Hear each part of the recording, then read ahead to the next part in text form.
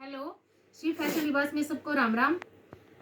आज देखो ये सिंधी का बिल्कुल नया डिजाइन है। ये देखो, ये पानीपत जाएगा सूट और इस पे ये मोर का डिजाइन है। एक मोर इधर है, एक मोर इधर है।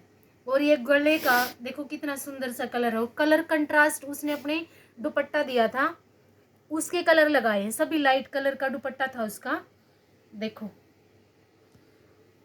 और ये घेरा है और करेब का कपड़ा है। और रॉयल ब्लू कलर भी आप देख सकते हो कितना अच्छा है।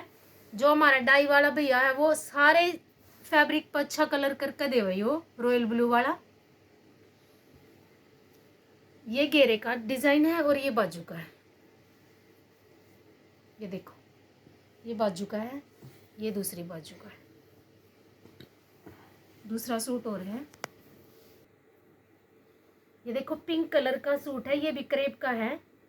ये दोनों बहनों के सूट है, वो रॉयल ब्लू भी उसी का था, ये उसकी सिस्टर का है।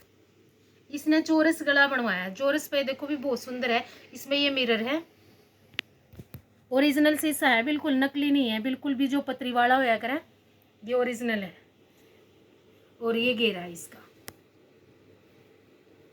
ये बाजू है, ये इधर घेरा है और इधर इसकी बाजू, ये देखो। और एक बाजू फ्रंट की साइड है ये देखो। चैनल को सब्सक्राइब जरूर करना। जो भी कुछ पूछना है व्हाट्सएप पे पूछ लीजिए। सबको राम राम।